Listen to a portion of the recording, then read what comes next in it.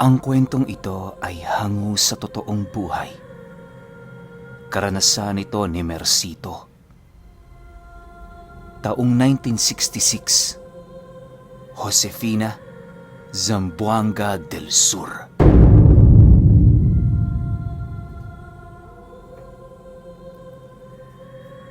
Itong mga panahong ito, nakahiga sa lumang papag itong si Mercito.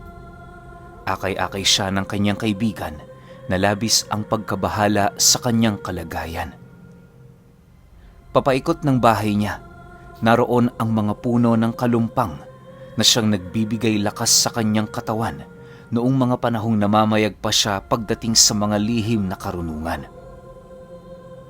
Papaano umabot sa ganoong kalagayan si Mercito? Babalik tayo ng ilang dekada para malaman ninyo. Taong 1942, habang nasa kasagsagan ng digmaan ang Kamaynilaan, itong si Mercito, abalang-abala sa paghihintay ng paglabas ng isang bertud na nanggaling sa puno ng kalumpang. Ang punong yon, kilala sa angka ng kanyang pinanggalingan bilang punong pinagbitayan ni Judas Iscariote. Ayon kay Mercito, na kapag sumasapit ang kabilugan ng buwan pagkaraan ng 50 taon, lalabas sa isa sa natatanging bunga ng punong yon ang bertud ng isang aswang na tinatawag sa uri ng hamung. Sa katunayan, pangalawang bertudes na itong hinintay ni Mercito. Ang una niyang nakuha noong 1892 pa. Maaaring hindi kayo maniwala pero yon ang katotohanan. Sa katunayan, bago mamatay ang kaibigan niyang nagkwento ng kanyang talambuhay, paulit-ulit nitong inilahad kung gaano nakatanda itong si Mercito bago yun pumanaw. Bagaman dahan-dahan nang lumalaganap ang gera, wala siyang ibang inintindi kundi ang mga puno ng kalumpang na nakapaligid sa bahay nila. Araw-gabi niya yung binabantayan, masiguro lamang na wala ni kahit isang bunga nito ang makukuha ng mga nilalang na maaaring pumasok sa kanyang tahanan. Kahit wala na siya noong kinakain, patuloy niya pa rin yung hinihintay. Sa isip-isip niya, konting tiis na lang, muli na naman niyang malalasap ang bertud na 50 taon na niyang hinintay. Sa pagtungtong ng buwan ng Hunyo, mas lalo pa siya noong naging abala sa bahay niya. Lahat ng mga kakaibang nilalang na umaaligid di kalayuan sa kanyang teritoryo, dinadakip niya ang mga ito para gawing alipin. Kapag gabi naman, maigi niyang pinagmamasdaan ng buwan, at kapag nasipat niyang hindi pa yun kabilugan, doon na siya naghahanda para mangaso ng mga aswang. Salungat sa mga aswang na kilala ng tao itong si Mercito. Kumakain ito ng kauri niya. Isa siyang aswang pero aswang din ang kinakain niya. Hindi siya nananalo ng tao sa kadahilan ng wala sa kalamnan nito ang hinahanap niyang sustansya. Hindi rin kasi basta-basta ang pagiging hamung, lalo pat ang ganoong uri ng aswang ay halos nangingibabaw sa lahat ng uri nito. Kumbaga sa hayop, siya ang leon, at ang lahat ng mga kauri niyang nasa paligid niya, tinuturing niyang biktima. Manananggal, sigbin, abwak, iilan lamang sa mga paboritong kainin ni Mercito tuwing siya ay nagugutom. Kahit makapangyarihan ang hamung, meron din yung itinatagong kahinaan. Isa na dito, ang mga puno ng kalumpang na kanyang pinangangalagaan. Sa oras kasi na mawasak yon ng mga nilalang na may galit sa kanya, dahan-dahan na siyang manghihina. Hindi namumuhay ang mga hamong sa lugar na walang kalumpang kahit ano pang lakas ng bertud nilang tinatangan. Ang pagmamay-ari din niyang bertud na nanggaling sa punong ito, meron lang ding limitasyon. Upang mas lalo pa niyang mapalawig ang kanyang buhay, kada 50 taon, kinakailangan niyang kumuha ng panibagong bertud. Hindi naman nawawala o nanghihina ang lumang bertud na pagmamay-ari niya, subalit nawawalan yun ng bisa pagdating sa pagpapanatili ng kanyang pisikal na lakas at katawan. Kumbaga, ang mga bagong bertud na nakukuha niya sa kalumpang ang nagdudugtong sa kanyang buhay at nagpapanatili sa lakas ng kanyang katawang lupa. Isang napakahalagang abilidad ng bertud upang mapanatiling naghahari ang sinumang nagtatanga nito. Sa paglipas ng mga araw, walang ibang ginawa si Mercito kundi bantayan ang kanyang mga puno. Kahit hindi siya noon nagtatrabaho, patuloy pa rin siyang binibigyan ng rasyon ng pagkain at prutas ng kaibigan niyang si Apolonio. Sa lahat ng taong kakilala niya sa baryo, ito lamang ang natatanging kaibigan niya na tumuturing sa kanya bilang isang ordinaryo. Dahil sa ganoong pag-uugali ni Apolonio, kung kaya't hindi naglaon nakuha niya ang tiwala at respeto ni Mercito. Sa halos ilang taon nilang pagkakaibigan, nagawa na nitong malaman ang lahat ng kanyang sikreto, maging ang mga bagay na kanyang kahinaan. Kampante naman si Mercito kay Apolonio kahit papaano dahil nasisiguro niya na wala itong dugo ng ahas. Isang araw, habang naglilibot siya sa mga puno ng kalumpang, dumating si Apolonio. "O Sito, umagang-umaga pa naglilibot ka na. Nakapagkape ka na ba? Kumain ka na?" Bungad na wika ni Apolonio paglapit nito sa kanya. Matapos nitong makapagsalita, agad naman yung nagtimpla ng kape sa harapan niya. Inabutan din siya nito ng ilang pirasong tinapay at kanin na merong ulam na tuyo. Kahit may asin ang mga luto noon ng kanyang kaibigan, kampante niya yung nilantakan, gawa ng hindi naman naaapektuhan ang mga hamong ng pangontra ng mga aswang. Habang nag-uusap silang dalawa, doon nila natalakay ang nagaganap na gera sa ibang lugar. "Mercito, kung sakaling salakayin dito, lalabanan mo ba ang mga dayo?" Tanong ni Apolonio sa kanya. "Oo naman. Siguro kahit yung mga pagkain ko rito, makikiisa sa atin. Alam mo, Apolonio, sa oras ng digmaan, lahi ang nangingibabaw sa mga nilalang. Kahit kayo ay may alitan o magkakalaban, magsasanib kayo ng lakas sa oras na merong maganap na digmaan. Huwag kang mag-alala, hindi yan makakarating dito sa lugar natin. Kung sakali mang mga silang pumunta rito, ipaubayan nyo na sila sa akin. Kulang pa ang bilang ng dami nila kung nanaisin kong makipagdigma sa kanila ng mag-isa." Seryosong sagot naman ni Mercito. Nang marinig ni Apolonio ang sinabi nito, patawa-tawa lang naman yon na para bang biro lamang ang lahat para sa kanya. Sa pagpapatuloy ng kanilang pag-uusap, inilahad ni Mercito ang nalalapit na pagsapit ng kabilugan ng buwan. "Apolonio, may gagawin ka ba sa mga susunod na linggo? Mukhang kailangan ko rito ang tulong mo. Hindi ko alam pero ibang-iba ang pakiramdam ko habang papalapit ang gabing 5 taon ko nang hinintay." Seryosong wika ni Mercito sa kaibigan niya. Nang marinig nito ang kanyang sinabi, hindi naman ito tumanggi sa kanyang kagustuhan. Lumipas ang mga araw, naging madalas ang pagbisita ni Apolonio sa bahay ng kanyang kaibigan. Tuwing gabi umaalis yon para manghuli ng mga aswang sa kanilang baryo. Doble kayod ang ginagawa ni Mercito, lalo pat sa pagsapit ng semana ng kabilugan ng buwan, hindi na siya makakalabas para manguha ng pagkain. Isang gabi, habang natutulog si Apolonio sa loob ng kanyang silid, bigla naman yung nagising nang makarinig ito ng malakas na pagkatok. Paulit-ulit na tinatawag ni Mercito ang kanyang pangalan para buksan ang entradang pinto. Dahil sa pangyayaring yon, Labis namang nagtaka si Apolonio, gawa ng kapag umaalis ito nakakapasok yon sa loob ng bahay ng walang kahirap-hirap.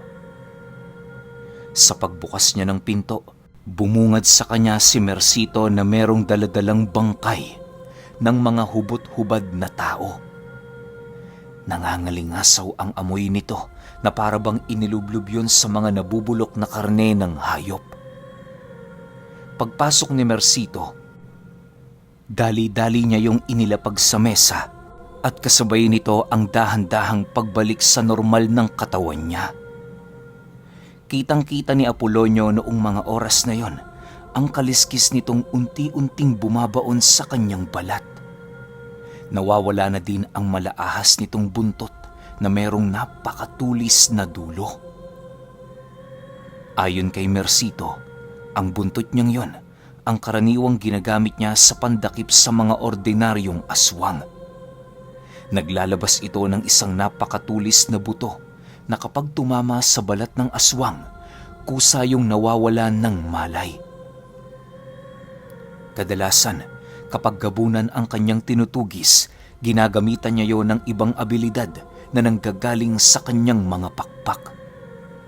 Ang pakiramdam ng mga aswang sa tuwing kinakaharap nila ang mga hamong ay para silang bulate na nasa harap ng isang ibon. Ang tanging magagawa lang nila, tumakas at umiwas. Manalangin para sa kanilang buhay na sana magawa nilang matakasan ang nakakapangilabot nitong presensya. Dagdag pa ni Mercito, buong buhay niya, wala pang kahit isang aswang ang nagtagal sa kanya ng 10 minuto. Kadalasan segundo lang ang pagitan, nahuhuli na niya ang mga ito. Sa pagsapit ng araw ng linggo, naging matunog ang paglaganap ng digmaan sa buong bansa. Dahil sa ganoong pangyayari, may iilan sa kanilang mga kababaryo ang pinili ng lumikas sa bundok. Kung iisipin, mas mainam ngang lumikas ng maaga kesa naman maabutan ng mga sundalong Hapon sa kanilang baryo. Kahit naging matunog na ang usapin dito, nananatiling kalmado itong si Mercito. Ang kanyang tanging iniisip noon ay kung papaano makarating sa kabilang barangay nang hindi nag-aalala sa mga puno ng kalumpang na kanyang maiiwan. Hindi naman niya maaaring ipaubaya ang lahat ng trabaho sa kanyang kaibigan, lalo pat paminsan-minsan umuuwi din yon sa kanyang tahanan. Habang binabagtas nila ang daan patungong sentro, napadaan sila sa bahay ng albularyo sa kanilang lugar. Pagsilay niya sa bakuran nito, tumambad sa kanya ang matandang may inaalalayang lalaki papaloob. Pagkatitig niya sa lalaking yon, agad naman niyang nasipat ang yanggaw ng aswang na nasa kalooban nito. Habang patuloy niya yung pinagmamasdan, doon na unti-unting nabuo sa kanyang isipan ang isang plano. Walang sabi-sabi, agad naman niyang pinasok ang bakuran nito, sabay wika sa matandang albularyo ng, "Nayanggaw yan. Kailangan mo ba ng tulong?" Dahil sa kanyang sinabi, bigla namang natigilan ng matanda sapagkat hindi ito makapaniwala sa mga katagang kanyang narinig. Pagsilay niya sa kinaroroonan ni Mercito, agad naman niya yung pinapasok sa loob ng kanyang tahanan habang nananatiling walang imik. Maya-maya pa, tinanong naman siya ng matanda kung paano niya nalaman ang tungkol sa yanggaw. Nang marinig naman niya ang sinabi nito, nagpalusot na lamang siya sa albularyo sa kadahilanang nasisiguro niya wala yung ideya sa uring tinatangan niya. Maaaring may naaamoy itong kakaiba sa kanya, subalit hindi yun sapat upang magawa nitong malaman na siya ay napapabilang sa uri ng mga aswang. Sa pagpapatuloy ng kanilang pag-uusap, inilahad ni Mercito na kahit papaano meron din siyang alam pagdating sa lihim na karunungan. Nagpalusot na lamang siyang maraming lihim ang naipasa sa kanya ng kanyang ama, kung kaya't madali niyang nalalaman kung nayanggaw ba ang isang tao. Matapos yung malaman ng matanda, wala na itong nagawa kundi ang ipaubaya sa kanya ang pasyente nito. May tiwala naman kahit papaano sa kanya ang albularyo, lalo pat kilala din niya si Mercito kahit papaano. Mercito, matanong ko lang. Bakit may mga naririnig akong usap-usapan tungkol sa'yo? Sabi ng mga kapitbahay ko rito, nasisipat kanilang umaalis tuwing gabi. May mga pagkakataon ding nakikita kanila ng hating gabi, papauwi pa lamang sa bahay mo. Totoo ba mga haka-haka tungkol sa'yo? Tanong ng albularyo habang pinagmamasdan nito ang kanyang ginagawang panggagamot. Nang marinig ito ni Mercito, mabilis na naman niyang hiningahan ang albularyo na siyang naging sanhi upang matulala ito. Si Apolonio noon, halos hindi na makagalaw, gawa ng kitang-kita niya ang pagkulay lila ng mga mata ng kanyang kaibigan. Matapos itong gawin ni Mercito sa matanda, binulungan niya yon na walang katotohanan ang lahat ng haka-hakang ipinupukol sa kanya. Huwag kang maniwala sa mga yan. Ginagawa lang nila ang bagay na yan para ako'y siraan. Ordinaryong tao lang ako. Minsan natural nang umalis ng gabi. Lalo pat kung merong okasyon sa karatig baryo. Bulong ni Mercito sa albularyo. Pagkarinig ng albularyo sa kanyang sinabi, tumangulang naman ito habang nakatitig sa kawalan. Dahil sa pangyayaring yon, hindi na siya nag-alangan pang dukutin ang yanggaw na nasa loob ng pasyente nito. Pagtagos ng kanyang kamay sa singit ng lalaki, nakarinig si Apolonio ng isang mahinang pagsigaw ng isang ibon. Pinagmasdan niyang maigi ang kamay ng kaibigan niya at doon niya nasipat ang napakaitim na sisiw na hawak-hawak nito. Matapos siyang makuha ni Mercito, walang pagdadalawang isip niya yung kinain sa harap ng albularyo. Sa pagbalik ng katahimikan sa paligid, agad naman niyang binawi ang pinakawalan niyang usal sa mukha ng albularyo. Matapos niya yung gawin, tila ba wala man lang naramdaman na kahit ano ang matanda. Animoy huminto lang ng saglit ang oras nito nang hindi nito napapansin. Ilang minuto pa ang lumipas, inilahad na niya sa albularyo na nagawa na niyang mapatay ang yanggaw. Ang kinakailangan na lang nitong gawin, ayusin ang sistema nitong nasira dahil sa tanim.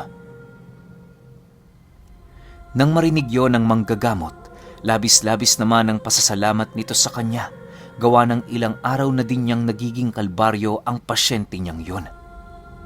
Inakala niya ngang mamamatay na ito dahil sa tindi ng yanggaw na nasa loob ng sistema ng lalaki. Nang marinig naman ni Mercito ang pasasalamat ng albularyo, dahan-dahan naman siyang lumapit doon habang nagwiwika ng, "Hindi ko kailangan ng pasasalamat. Ang kailangan ko kapalit na serbisyo sa serbisyong ginawa ko. Mamaya Manong, kapag wala ka ng ginagawa, tumungo ka sa bahay ko. Doon natin pag-uusapan ng mga bagay na kinakailangan mong gawin para ikay makabawi sa akin. Huwag kang mag-alala. Sinisiguro ko sa iyo, hindi dito malalagay sa alanganin ang buhay mo." Matapos niyang makapagwika, agad naman silang umalis sa bahay na yon ni Apolonio. Kinahapunan, hindi pa man sumasapit ang 4:00, nasipat nila ang pagdating ng matandang albularyo. Pagpasok nito sa loob ng kanyang bakuran, bakas sa pagmumukha nito ang labis na pag-aalangan sa mga sinumpang puno na nakapalibot sa kanyang tahanan. Paglapit ng albularyo sa kanila, ang naging bungad na wika nito sa kanya ay, Hindi ka ba naiilang sa mga kalumpang na ito? Dito sa ating baryo, ikaw lang ang bukod tanging may tanim na ganito. Alam mo ba, Mercito, kung ano ang istorya sa likod ng puno ng kalumpang? Dahil sa sinabi ng matanda, bigla naman siyang napatawa gawa ng doon niya tuluyang nalaman na wala itong kaide-ideya sa pagkatao niya. Para kay Mercito, ordinaryo na ang ganoong kaganapan sapagkat bibihira lamang sa mga albularyo ang makakaamoy ng dugo ng mga hamong. Kung meron man, paniguradong matataas na ang aral nito. Hayaan mo lang yung mga punong yan. Nagbibigay yan sa tahanan ko ng depensa kapag may sakuna. Nga pala, Manong, alis ako kinabukasan. Bilang kapalit ng serbisyong ginawa ko sa'yo, hangad ko sanang samahan mo dito si Apolonio habang wala ako. Wala naman kayong gagawin kundi bantayan ang mga puno ng kalumpang. Alam mo naman, yan ang pangunahing pinagkukunan ko ng kabuhayan. Sagot naman ni Mercito sa sinabi ng matanda. Hindi na niya pinili pang magpaligoy-ligoy sa kanyang nais, gawa ng doon din naman sila pupunta. Matapos nitong marinig ang kanyang sinabi, wala naman itong nagawa kundi ang sumang-ayon. Upang malaman ng matanda ang kanilang gagawin sa tahanan ni Mercito, pinili nitong doon matulog kinagabihan. Hindi naman niya pinagdamutan ng albularyo, gawa ng nasisiguro niyang kahit anong gawin nito, hindi nito makikita ang karne ng mga aswang na kanyang tinago. Sa pagsapit ng gabi, wala silang ibang ginawa kundi ang mag-inuman. Nang medyo lasing na ang dalawa, nagpasya si Mercito na itigil na ang kanilang pagsasaya. Habang natutulog ang albularyo at ang kaibigan niya, siya naman piniling mag-ikot-ikot upang pagmasdan ang mga kalumpang. Habang nakaupo siya sa labas ng kanyang bahay, kitang-kita niya sa kalangitan ng pagtatago ng buwan. Nakasanayan na niyang magmasid dito habang wala siyang ginagawa dahil yun lamang ang panahong nakakaramdam siya ng kapayapaan at katahimikan. Sa paglalim pa ng gabi, habang tahimik sa buong paligid, nakasipat si Mercito ng isang nilalang na nakatuwad di kalayuan sa baryo. Mabilisan yung tumatakbo kung kaya't ang ginawa niya, hinabol niya ito. Subalit lingid sa kanyang kaalaman na ang nilalang na kanyang nasilayan, isa lamang sa mga patibong ng mga aswang upang magawa nitong mapatay ang mga puno niya ng kalumpang.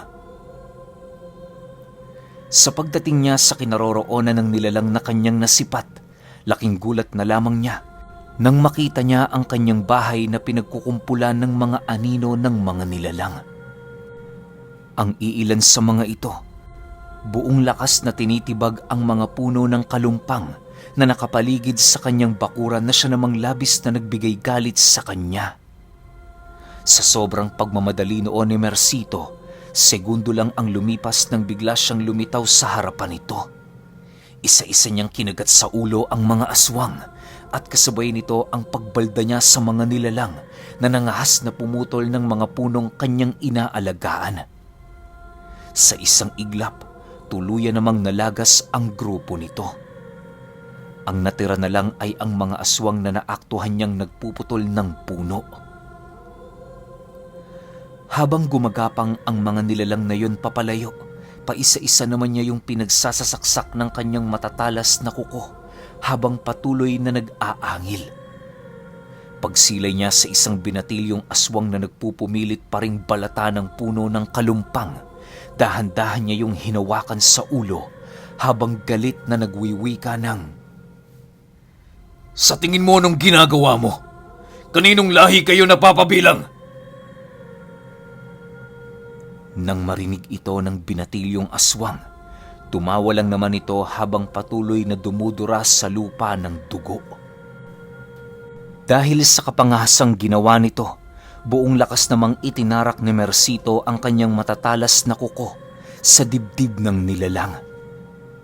Pagtagos ng kuko niyang yon, itinapon niya ang bangkay nito sa labas ng kanyang bakuran. Sa pagbalik ng katahimikan sa paligid, alam na niya kung kaninong angkan na bibilang ang mga aswang na nagtangka sa mga puno ng kalumpang. Nasisiguro niyang nasa kabilang barangay ang angkang pinanggalingan ng mga ito, kung kaya't sa puntong yon, hindi na siya nagdalawang isip pang pumunta sa lugar na yon kinabukasan. Habang nagmamasid siya sa paligid, ramdam na ramdam niya ang pagkamatay ng iilang puno ng kalumpang. Sobrang sakit para sa kanya na makita ang pangyayaring yon, lalo pat ilang taon niya ding nakasama at inalagaan ang mga ito. Dahil sa alam niyang hindi na yon magtatagal, kung kaya't binunot na lamang niya yon at inilibing katabi ng mga kalansay ng mga aswang na kanyang pinatay. Habang abala siya sa paglilibing ng mga kalumpang, panay naman ang kanyang pagkain ng mga kalamna ng mga aswang na kanyang napaslang. Sa pagsapit ng umaga, paggising ng albularyo at ng kaibigan niya, nasipat nitong papaalis na si Mercito. Bago yun tuluyang umalis, nagbigay pa yon ng iilang mga paalala ukol sa mga aswang na dumaraan sa bahay niya.